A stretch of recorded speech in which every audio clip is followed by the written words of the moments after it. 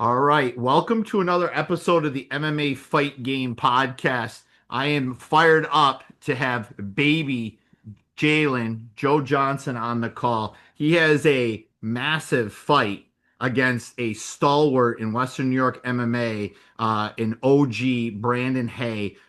This coming Saturday, June 21st, 2025, at K4 Fighting and Art of Combat at the M Hotel in Buffalo, New York. Baby Jalin, thanks for joining me. How are you? What's up? I'm chilling. Uh, yeah, pretty good. Just cutting weight, water loading. It's all fun, but yeah. Life of a fighter. So let's talk. I think I met you, I don't know, 6 months ago, and the guys were busting your Yeah, sauce. December 14th. December 14th. So it's about 6 months ago, Yeah, yeah, right? yeah, yeah, yeah. Yeah, 6 months ago. I So was gonna fight on that card. Oh, go ahead. now go ahead, go with your story. Oh, I was gonna fight on that card December 14th. I had two opponents. They both pulled out, and I was just like, dang, looks like I'm gonna get on the February 1st card in on K4. So yeah. And that was your first fight, is that right? Yeah. That was my first fight. Want to and know? then and then you came on and probably on the big March 29th card 29th, yep. at the Iceplex, you had, in my opinion, probably one of the fights of the night between you and Aaron Kelchner. Yeah, that was a Uh, fun fight. Shout really out to him. bursting the seam. Then fast forward, I'm at a training session, like I normally do, come up, watch you boys over at Synthesis MMA. And Yeah, you called me out. You said, "Hey, when are you going to give me a title shot?" And yeah. I put a challenge to you. Well, do you remember what that challenge was? I had to get a finish. I got the finish, and yeah, And then you called me out on your fight with yeah, for the belt. I was gonna do that. I was gonna do that the entire time. I knew I was gonna do that, but yeah. Did everybody think, who the hell's this guy he's talking about right now? No, I didn't care. I knew somebody was gonna be recording, so that's why I did it so that I could just at you and I could get me a belt.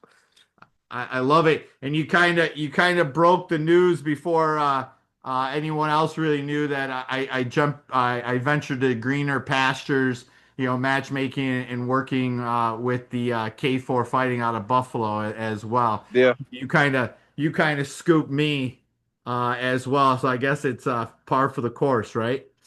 yeah, pretty good. And then, when I met you, all these guys were calling you Baby Jalin, and it kind of stuck. Obviously, it's after retired UFC fighter Jalin Turner, who's legendary, had a great career, the Tarantula. How did that nickname come to Mhm. fruition? Um, because back then I had long hair, like dreads. So Mitch, like we were sparring one day, and then he was calling me like Baby Jalin or like the tarantula or whatever, and I was just like laughing. And then he took a picture, and then he added the tarantula, and then you responded, and then you just started calling me that ever since.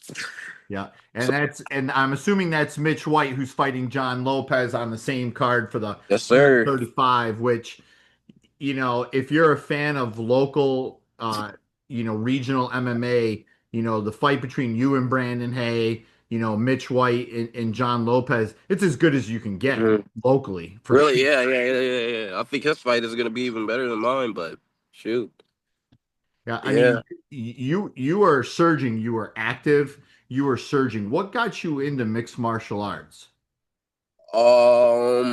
Literally, I'm not gonna lie, it was literally like right back here. Like I used to just shadow box in the rain a lot. Like I used to shadow box in the rain. Um, and like I didn't know what I was doing. I'm not gonna be honest. Like I was pretty trash, but then like I ended up getting like a gym membership to a sport. I was in the bag a little bit. Then I ended up boxing. And like the first fighter I ever watched was like a Mike Tyson, his breakdown, like And I thought I could fight like him until I realized like I had like longer, like I was a little longer, and like his style was a little different. But I ended up going down to this boxing gym. After that, in that same year, this was summer of 2022. That same summer, I ended up going to wrestle. Wrestled senior year, so I wrestled varsity. Um, What high school did you go to? Russian Rieta. Oh, okay. Desi Green's Yeah, Desi yeah, Green's gym. Yep. yes, sir.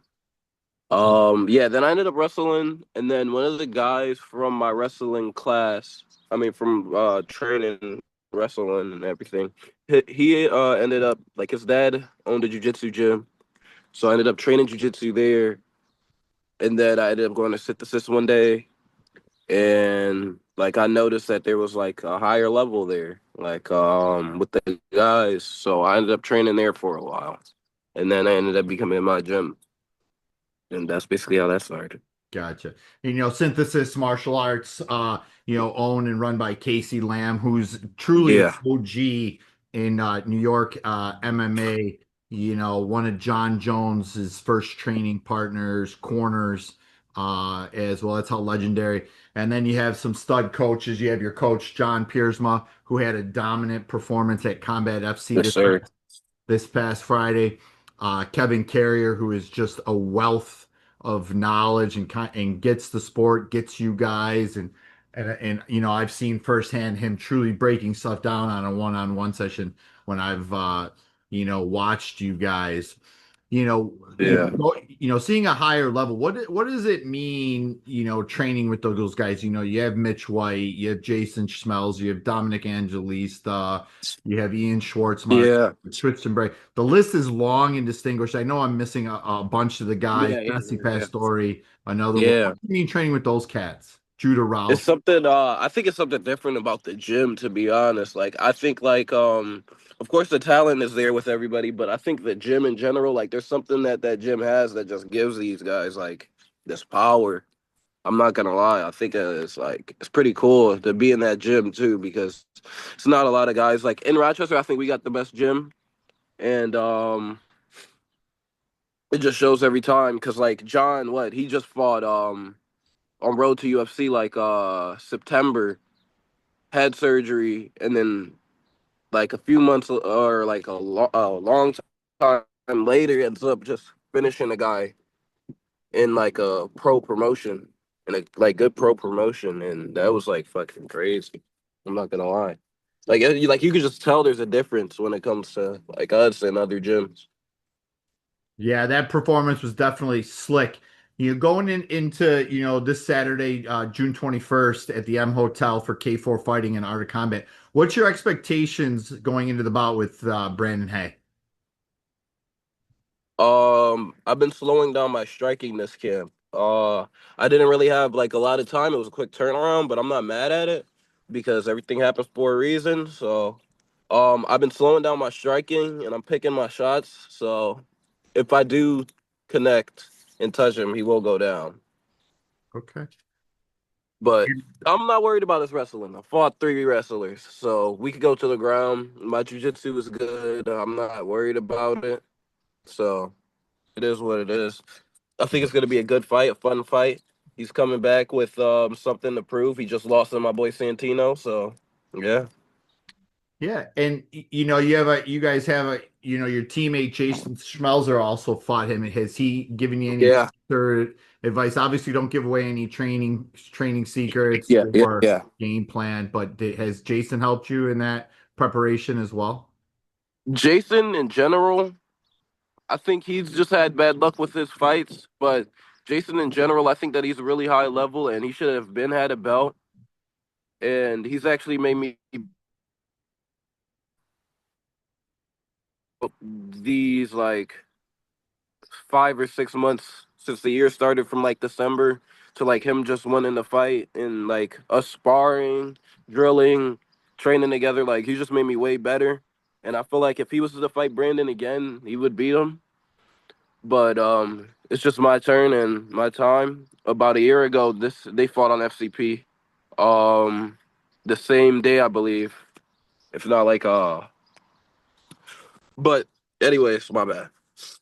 The like they fought a year ago on FCP, and about a year ago, that's when I did my first like jujitsu comp in Buffalo. And then I remember I was coming to the venue and I watched them fight and I seen what happened and I was like, damn, that was just crazy that I'm fighting them now because it's been like about a year. It's just crazy, man. It's a full circle moment. Are you Yeah, looking to remain active in 2025? 2025. Yeah, I'm probably gonna like after this fight, I'm planning on like bulking up a little bit. I might fight at 35 next fight, hopefully, but we'll see what happens. Because I know there's chatter that there's Chase Dudlin is looking to come down to 125. Is that something that would interest you? Oh, are we talking about the dude that fought Judah? Yes. I'm not worried about him. I'll fight him. I fight him for a belt. Oh, I didn't even know that he was gonna come down to 25. That's kind Yeah, of fun. a little breaking news for you. Yeah, that sounds fun. Yeah, I mean, I don't mind. I've talked to him. He was fighting on the last event, like the last two events besides the victory card, like the FCP and the K4. He fought on those two. I've talked to him. He's a pretty cool guy, Yeah, but I I mean, fight him. that's a good thing about the sport that we're all involved in. You know, you being an athlete and me being behind the scenes is, you know, there Yeah, 99.9% of everyone involved is amazing human beings. So, you know, you get in the cage, you share the yeah. cage, and then, you know, you go from there. But before we wrap this up, is there anybody that you want to thank at all? Um, somebody I want to thank my training partners, my friends, family, my girl. Um, specifically, it's really been helping me. I'd have to give it to Mitch. Okay, Mitch Mitch has White. really helped me a lot this camp. Yeah, like just like because like I'm not gonna lie, like I do my stuff like an amateur. Like I might like because this is all new to me, so I'm not really like going off a schedule or anything. But Mitch has really helped me like build like kind of a schedule like on like okay, Joe, like listen, 2 weeks out, this is all mental from here. It's like we can't get any better right here, so let's just like focus on the mental so that we're strong and like stuff like that. Yep. And then like just training wise, like being smart when I'm training, going with the right training partners and everything. And he's like yeah, Mitch has helped me a lot, even during like when he's fighting, which I'm grateful for because like he's been helping me since I first started. Like he's like seen it in me when I haven't seen it in myself, and it's just awesome to be here now fighting for a belt. Yeah, I But mean, yeah, you've earned it. Three finishes, and you've improved each one. You know, I put out a challenge to you. You yeah, got it. You earned it. So, you know, it's definitely a full yes circle sir. moment for you. You know, again, you know, if people can't come out and watch you fight live, which I really recommend coming out to the M Hotel on June 21st to watch it live. If Yeah. not, it'll be available at K4 Fighting, I think, .tv is the website for the bout as Mm, well. But baby Jalin, I truly appreciate the time on a Sunday. Just sit tight, okay? I appreciate you. Yes Yeah, sir. absolutely. Hold on.